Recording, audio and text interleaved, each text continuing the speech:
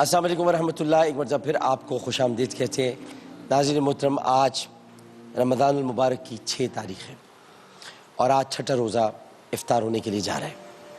آج اس 6 تاریخ کو یعنی ہم ایک اور بچے کو گھر بھیج رہے ہیں اور یہ اللہ کا بڑا کرم ہے. یکم رمضان سے لے کر اب تک یکم رمضان کو ہم نے پیکیجز دکھائے اور اس کے بعد سے پھر بچوں کے ماں باپ آنا شروع ہو گئے. اب پتہ نہیں، کبھی کبھی میں سوچتا ہوں، علماء کرام یہاں تشریف فرمائیں، اکیلے میں کبھی پوچھوں گا، لیکن میں کبھی کبھی سوچتا ہوں کہ یہ بڑا مشکل کام تھا جب ہم نے سٹارٹ کیا اور ہر آدمی کہتا ہے یہ نہیں ہو سکے گا، نہیں ہو سکے گا، نہیں ہو سکے گا. طوبہ نے اس کی ذمہ داری لی، پھر کامران، فجاعت اور پھر منیب، اور پھر اللہ تعالیٰ نے ایسا کرم کیا کہ پہلے پروگرام سے بچے جانے لگے، گھروں میں پہنچنے لگے. پہلے پروگرام میں 11 گئے، پھر 16 گئے، پھر کوئی 17 بچے چلے گئے. پھر آج ابھی چھٹا روزہ ہے، چھٹا بچہ جا رہا ہے، یعنی 5واں بچہ جا رہا ہے، 5واں بچہ آج جا رہا ہے. تو آپ دیکھیں کہ اللہ تعالیٰ نے اس نشریات کو بچھڑوں کو ملانے کا ذریعہ بھی بنا لیا.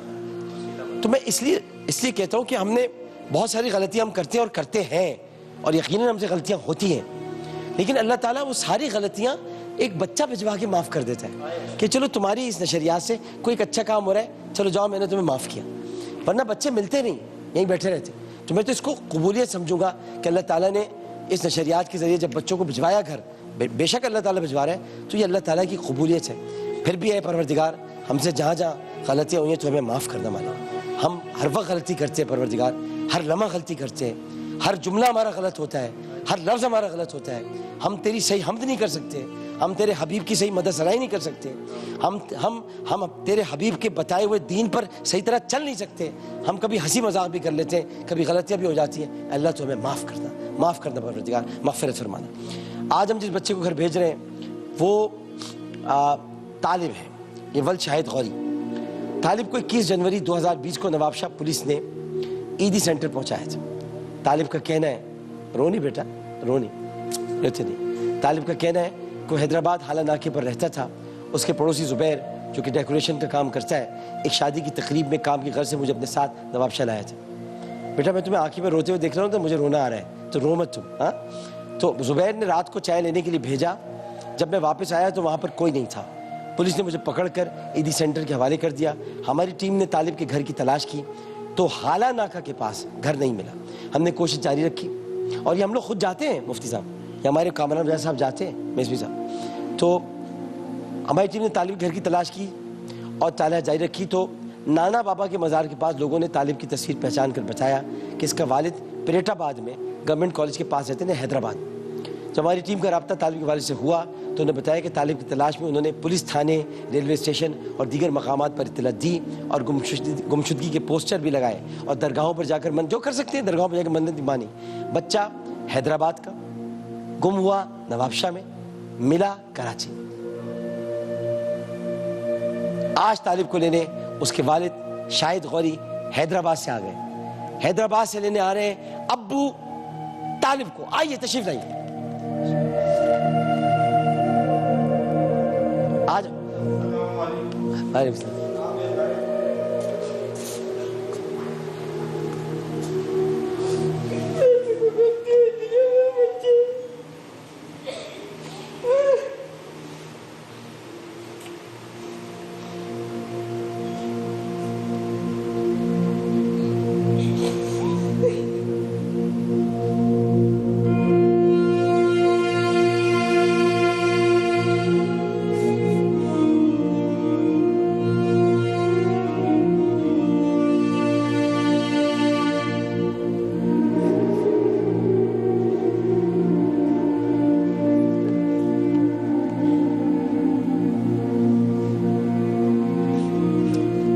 طالب کا بہت خیال رکھیے گا باپ. اب مل گیا آپ کو. نواب شاہ میں چلا گیا تھا، آپ کے گھر سے دور ہو گیا تھا. پیریٹ آباد سے آج ہی پہنچے. چلو اچھا ابھی یہ لو طالب کے لیے کچھ. طالب بیٹا لو جمال لی. بیٹا خدا حافظ، بائے بائے. گھر میں ابو کے ساتھ رہنا خوش، ٹھیک ہے. دیکھو میں تم سے مل نہیں سکتا، اس وائرس نے کتنا مجبور کر دیا، ورنہ میں تمہیں اپنے سینے سے لگاتا. ٹھیک ہے، شاباش شاباش.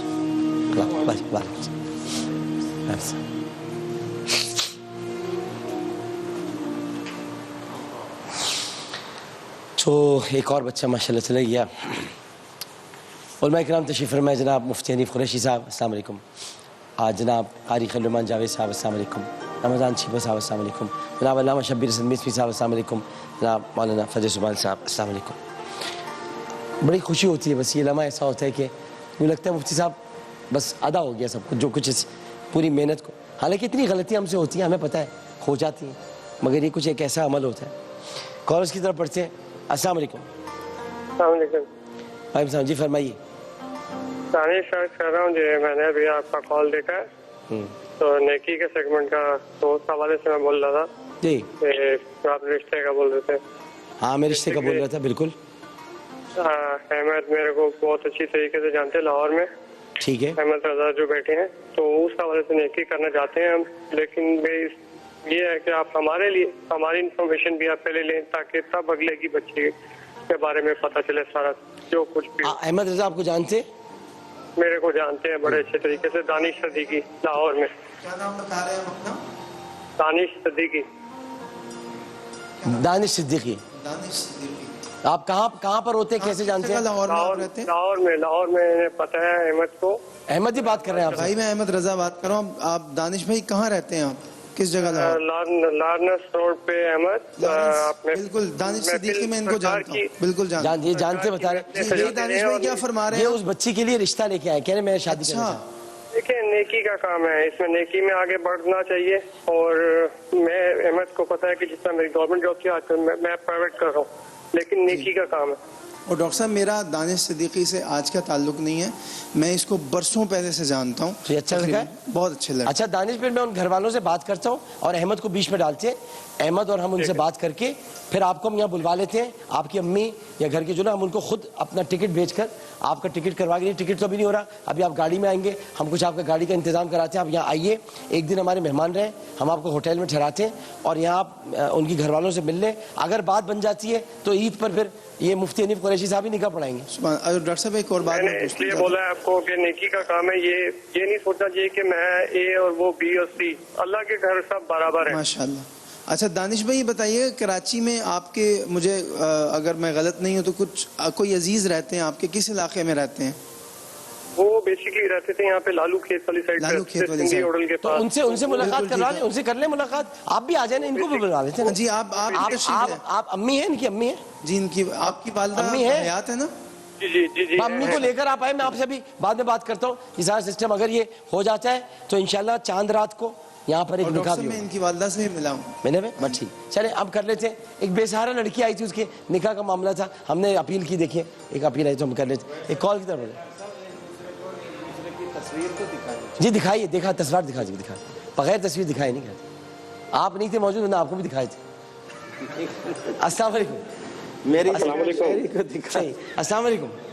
السلام علیکم ڈاکٹر صاحب. وعلیکم السلام. جی فرمائیے. ڈاکٹر صاحب میرے 2 سوال ہیں. جی.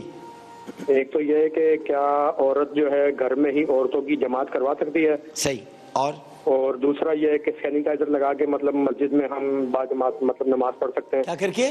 سینیٹائزر لگا کے. اچھا عورت کیا عورتوں کی جماعت کرا سکتی ہے؟ پہلی بات. دوسرا یہ کہ سینیٹائزر لگا کر اور ماسک لگا کر امامت ہو سکتی ہے، نماز پڑھ سکتے ہیں؟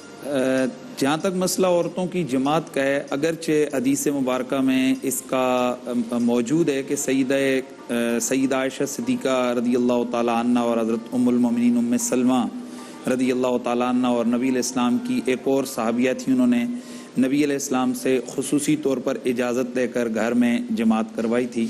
لیکن عورت اگر جماعت کروائے تو وہ عورتوں کے درمیان، یعنی کہ آگے امام کی طرح نہیں ہے. ویسے یہ متوارث اور اجماع کے خلاف ہے، یعنی امت میں اس طرح بعد میں کسی نے اس کو پریکٹس نہیں کیا ہے. اگر یہ سنت طریقہ ہوتا یا اس کے جواز کی صورت ہوتی تو پھر بعد میں نبی علیہ السلام کے جو صحابہ گزرے ہیں، صحابیات گزری ہیں، ان کی ازواج یا بیٹیاں وہ باقاعدہ طور پر حضرت عمر کے بعد تو پھر مسجدوں میں جانے پر بھی بین ہو گیا تھا، یعنی عورتوں کے لازمی نہیں رکھا گیا تھا. تو پھر وہ خواتین کے جو گھروں میں، ان کے لیے گھروں میں اجازت دی جاتی. حالانکہ ہمیں پوری تاریخ میں اس کے بعد کوئی جو ہے نا یہ ایسا سلسلہ نہیں ملتا. اس لیے جو ہمارے فقہائے کرام ہیں انہوں نے اس کو کراہیت کے اوپر محمول کیا ہے، یعنی مکروہ ہے. اور اگر عورت کرواتی بھی ہے جماعت تو پھر وہ درمیان میں رہے. بہرحال اتفاقی طور پر عورت مردوں کی جماعت جو ہے نا وہ نہیں کروا سکتی. تاریخ علمان جاوید صاحب. جزاک اللہ ڈاکٹر صاحب. سنن نسائی میں روایت ہے حضرت ام حرام رضی اللہ تعالی عنہ نے خود رسول اکرم صلی اللہ علیہ وسلم سے اجازت مانگی کہ ہم گھر میں نماز جماعت کرا لیا کریں. آپ نے انہیں اجازت مرحمت فرمائی. اور جس طرح قریشی صاحب نے فرمایا کہ جس طرح مردوں کی امامت ہوتی ہے کہ مرد کا مصلی ایک صف آگے ہوتا ہے اور مقتدی پیچھے ہوتے ہیں، خواتین کی امامت اس طرح نہیں ہوگی. وہ اسی پہلی صف میں کھڑی ہوگی.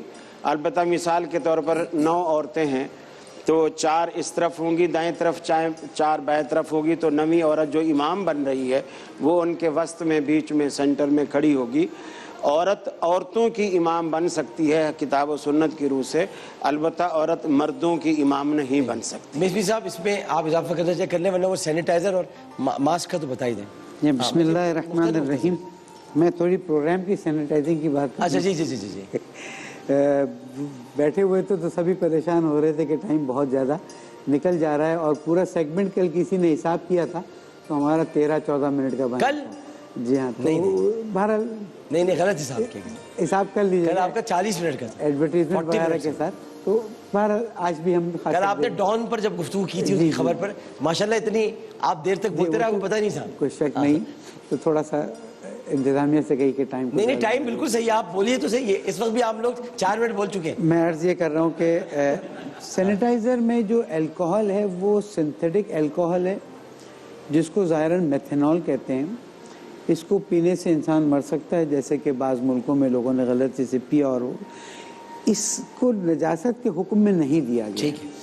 وہ الکوہل جو مسکر ہو، نشہ لاتا ہو، وہ نجس بھی ہے، وہ حرام بھی ہے، اور اسی لیے کپڑوں میں یا ہاتھ میں لگا ہوا ہو تو پھر اس کے ساتھ نماز نہیں ہو سکتی. لیکن یہ سب سنتھیٹک الکوہل ہیں، اس میں قطعاً کوئی مشکل نہیں. اور ماسک بھی لگا سکتے ہیں. ماسک میں اچھا مفتی فضل الرحمان صاحب اگر اس میں کوئی اضافہ ہے تو ٹھیک ہے، ورنہ میں وقفہ لیتا ہوں، پھر ہم اگلی کال کے ساتھ آپ کے پاس آتے ہیں. ٹھیک ہے نا؟ چلیں ایک وقفہ لیتے ہیں، وقفے کے بعد حاضر ہوتے ہیں.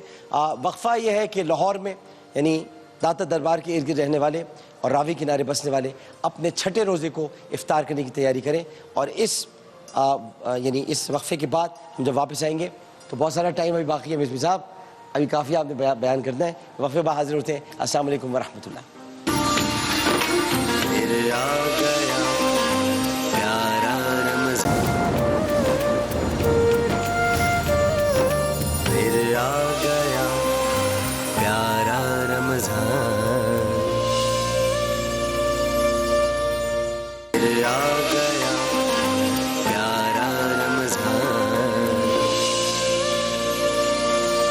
السلام علیکم ورحمۃ اللہ. ایک مرتبہ پھر آپ کو عامر آن لائن میں خوش آمدید کہتے ہیں اور کالز کی طرف بڑھتے ہیں. السلام علیکم.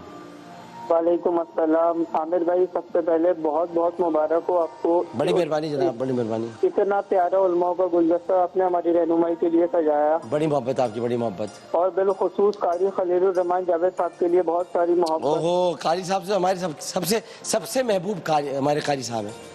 بالکل بالکل. سوال کیجیے. عامر بھائی میرے 2 سوال ہیں. عامر بھائی میں بیسکلی ایک بہت چھوٹی سی NGO رن کرتا ہوں. اچھا. تو ہم راشن وغیرہ کے حوالے سے کچھ تقسیم کر رہے تھے.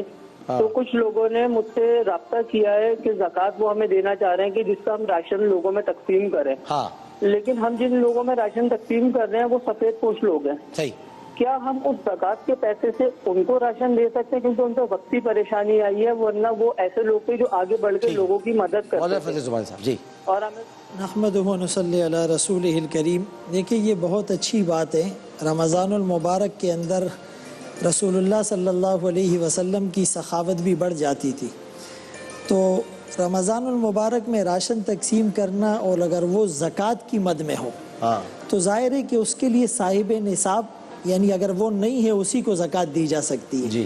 صاحب نصاب نہ ہو، اس کی ملکیت میں 7.5 تولہ سونا نہیں، 52.5 تولہ چاندی نہیں، یا 52.5 تولہ چاندی کی مالیت 50-55 ہزار کیش نہیں، یا اتنا تجارت کا یا ضرورت سے زائد سامان جس کے پاس نہیں، تو وہ مستحق کے زکوٰۃ ہے.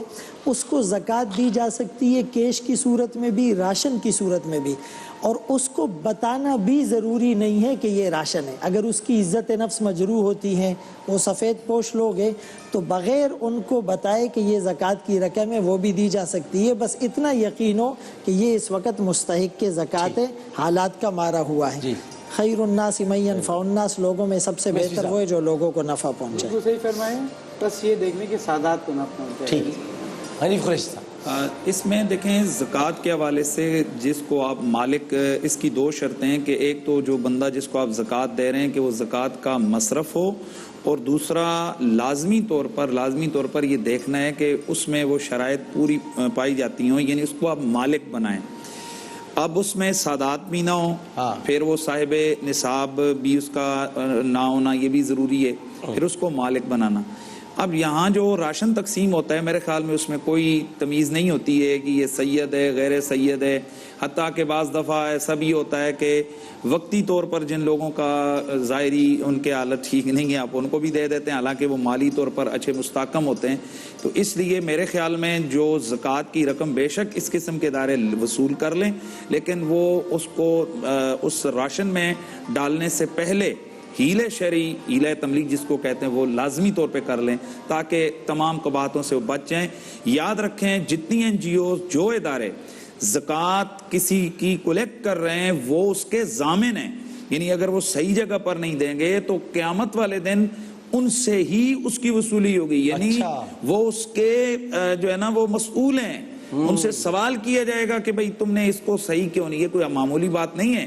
یہ مدارس کے اندر اسی طریقے سے ڈاکٹر صاحب یہ بظاہر لوگ سمجھتے ہیں کہ مدارس کے اندر یہ جو علماء کو ہم لوگ زکوٰۃ بس یہ ایسے ہی چل جاتا ہے.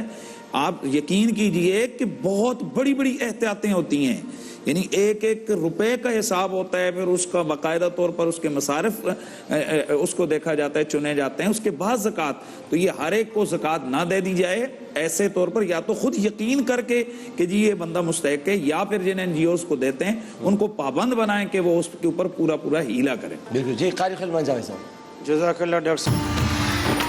پھر آ گیا پیارا رمضان.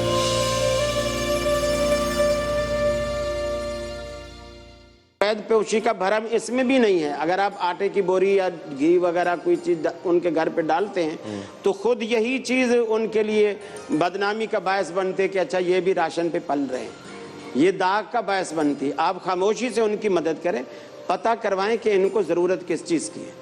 مثال کے طور ان کو کپڑے کی ضرورت ہے. آپ عید کے نام پہ، یار میں اپنے بچوں کے لیے کپڑے لایا تھا اور جنید بھائی میں آپ کے بچوں کے لیے بھی کپڑے لایا ہوں، آپ اس کے لیے اسی طرح عید آ گئی، اب آپ ان کو مدد کرنا چاہتے ہیں، آپ عیدی کے طور پر ان کے بچوں کو جائیں لفافے میں پیسے بند کریں. جو بھی مدد آپ کرنا چاہتے ہیں بے شک وہ زکوٰۃ فنڈ سے، آپ اس کو نہ بتائیں. آپ عیدی کے طور پر آپ ان سارے بچوں کو وہی زکوٰۃ، اس کی عزت نفس بھی مجروح نہیں ہوئی اور اس کی مدد بھی ہوگی اور صحیح جگہ پیسہ بھی لگ گیا اور صحیح طریقے سے لگ گیا. دوسری خامی یہاں پر دیکھنے میں یہ آتی ہے کہ مستحق کو ڈھونڈنا اور مصرف کی تلاش کرنا یہ تو ضروری ہے، لیکن جس کو دی جا رہی ہے اس کی عزت نفس مجروح نہ ہو. اب ناؤ اڈیز سوسائٹیز میں کیا ہو رہا ہے کہ ہم ایک ہاتھ سے دے رہے ہیں تو دوسرے ہاتھ سے سیلفی بنا رہے ہیں. حکم تو یہ تھا کہ دائیں ہاتھ سے دو اور بائیں ہاتھ کو پتہ نہ چلے. یہ مومن کا ایسا صدقہ یہ ہوا سے، پانی سے، آگ سے، لوہے سے اور پہاڑوں سے زیادہ مضبوط تھا. تو ہم ایک آٹے کی بوری ہم راشن اسی لیے دیتے ہیں کہ وہ تھوڑا سا ڈسپلے ہوتا ہے، نظر آتا ہے، اس میں تصویریں ہوتی ہے، پھر وہ چل کر آتے، کارڈ بھرتے، لائنیں لگی ہوتی ہے. تو اس جاب زکوٰۃ کے کرائٹیریا لیکن مفتی صاحب اس میں تو سروں و اعلانیہ کا قرآن کا بھی حکم ہے کہ کبھی چھپ کے دو، کبھی دکھا کر دو، تاکہ لوگوں کو ترغیب تو ہو. مطلب یہ ترغیب کے لیے، لیکن ہم تو ولی الاکثر حکم الکل پہ جا رہے ہیں نا اس وقت. لیکن وہ سروں و اعلانیہ میں کہا جائیں گے، وہ بھی تو قرآن کا حکم ہے. ڈاکٹر صاحب پہلے مجھے وہ بتائیں نا، قرآن کے ایک واضح حکم ہے، اس لیے تو دینے کو کہا ہے کہ اگر آپ نہیں دیں گے، نہیں بتائیں گے تو جو لوگ نہیں دینا چاہتے وہ کیسے آگے آئیں گے. میں یہی آپ سے عرض کر رہا ہوں کہ اس وقت اعلانیتاً دینے والے اور خفیہ دینے والوں کا آپ ریشو معلوم کریں. ظاہر سی بات ہے کہ میں خود ہم سر کورونا میں اس وقت ریشو معلوم نہیں کر سکتے، نہیں اس وقت حالات ایسے ہیں کہ اگر جو دینا چاہ رہا ہے اس کو بالکل بلائیں تاکہ وہ دے، تاکہ جو آپ کو پتہ ہے اس وقت سیٹ جو ہیں انہوں نے پیسے چھپائے رکھے ہوئے نہیں دے رہے، نہیں نکال رہے، تو یہ اگر ہم نہیں دکھائیں گے تو کیسے دیں گے؟ میری بات پوری سن لیں، میں یہی عرض کر رہا ہوں، میں بس ایک وقفہ لے لوں، وقفے کے بعد سنتا ہوں آپ کی ہاں اس بات کو ضرور سنیں۔ وقفے کے بعد مولانا صاحب کی بات سنیں گے، ایک وقفہ۔ السلام علیکم ورحمۃ اللہ۔ اور تیرے دیے ہوئے رزق سے افطار کیا۔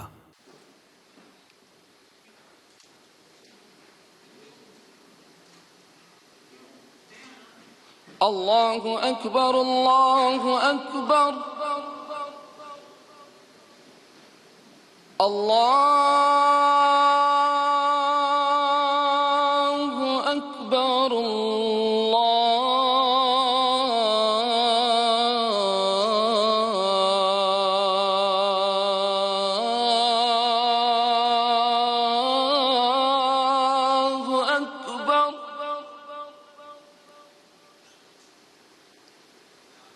أشهد أن لا إله إلا الله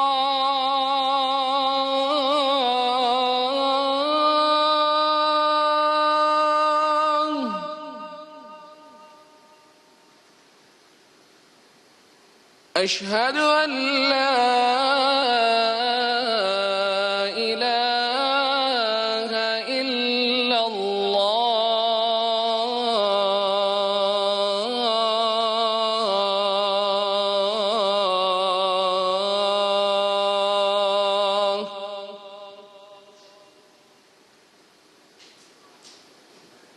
أشهد أن محمدًا رسول الله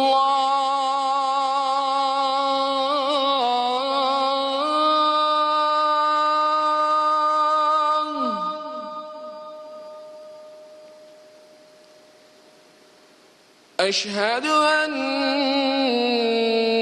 محمدًا رسول الله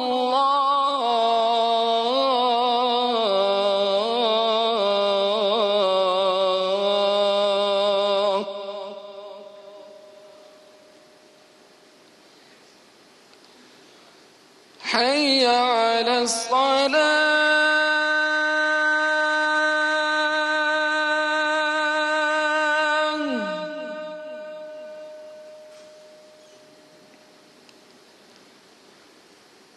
حي على الصلاة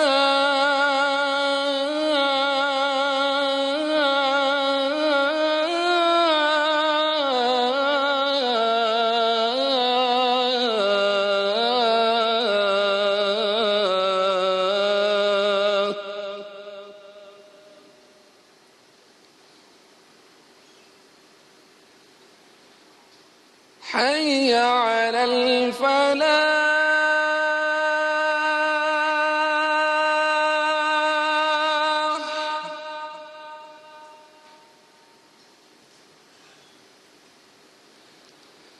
حي على الفلاح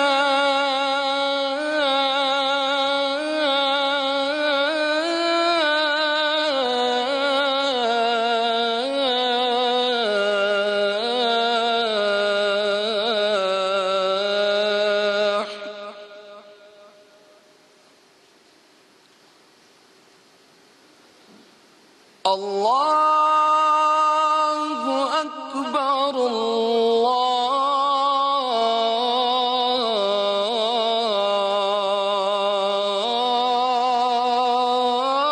الله أكبر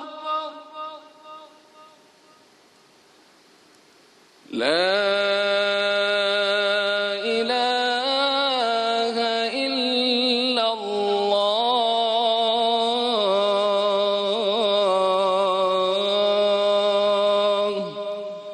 اللهم رب هذه الدعوة التامة والصلاة القائمة آت محمدا الوسيلة والفضيلة والدرجة الرفيعة وابعثه مقاما محمودا الذي وعدته وارزقنا شفاعته يوم القيامة إنك لا تخلف الميعاد.